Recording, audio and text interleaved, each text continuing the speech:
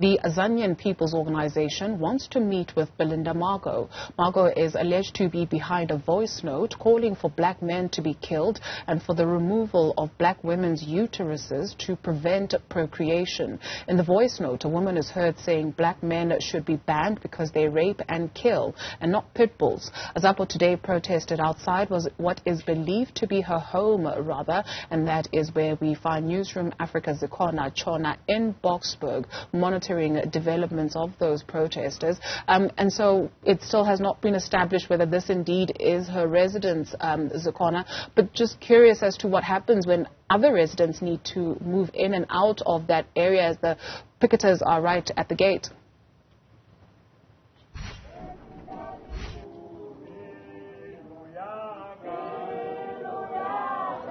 Those who live in this complex that the protesters have been protesting outside and camping outside of say that they do not know a Belinda who lives here. They are not aware of anyone with that carrying that name who lives in this building, and in fact they had pleaded with protesters to please be peaceful, but Azapo has insisted that it's done due diligence and confirming the residential address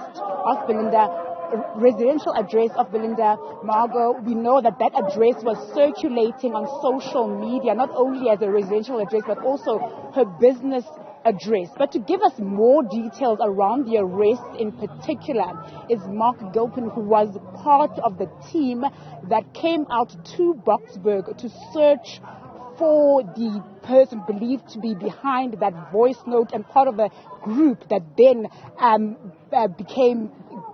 succeeded in ensuring her arrest last week. We know that she was arrested last week and was released on warning. She's expected to appear in court in March next year. So from the Community Policing Forum, just give us some details around this arrest.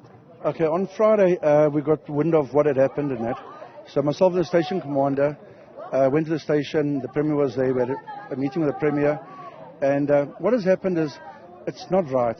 We must unity together. We must all be together as one team in that. And so we found out she does not live at the address where we are now, but she's at a different location, and she's actually fearing for her life at this point in time. So we will see what SAPS is going to do about it. But every life matters in South Africa. We must start at home, teaching our kids about crime and reporting crime, so that we can go forward as a team.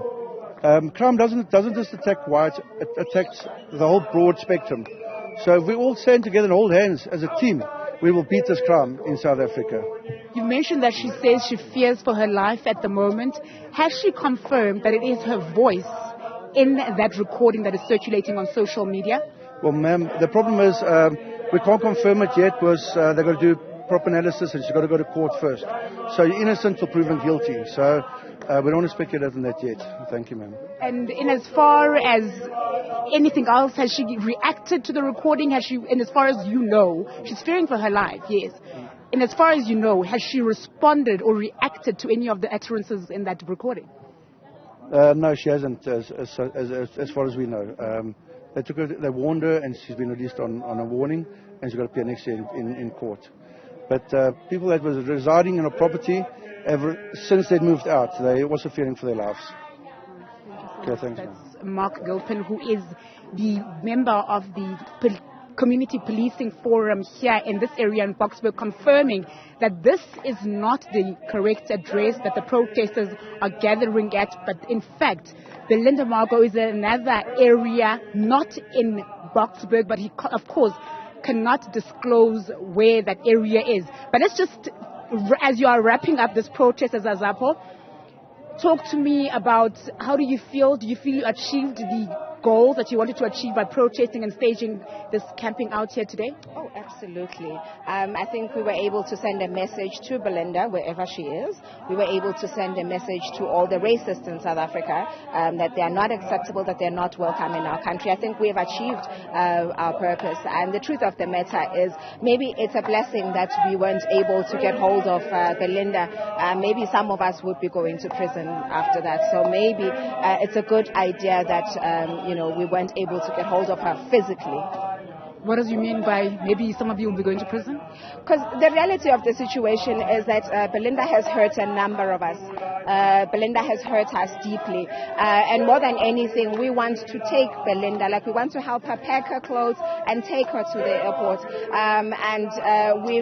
That there are laws in this country, and as a law-abiding citizen, I wouldn't want to be breaking the laws, but I don't know what I would do if I came across her. So, Belinda, make sure that we don't come across you. Please just get on the next plane and leave. Do you not think with those utterances that you are also inciting violence? No, I'm not inciting violence. I'm just asking her nicely to leave our country. She's no longer welcome here. Where to from now? Protest here, you are wrapping up. What's the next step? We're wrapping up the protest.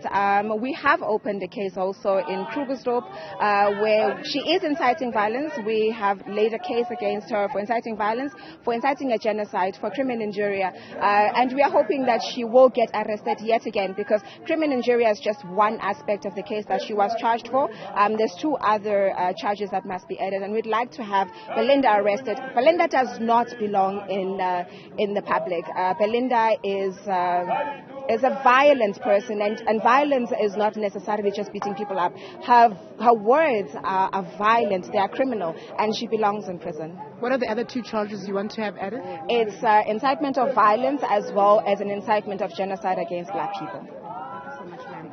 That is the Deputy President of Azapo, Kekeletso Kane, saying that as a group, they have also laid their own charges. They believe that there should be two additional charges or two added besides the one of criminal injury that she is currently facing, and that's incitement of violence. They're saying that her utterances, if it was indeed her, we know that she's a suspect here, are very violent, and they believe that she does not belong in a democratic South Africa.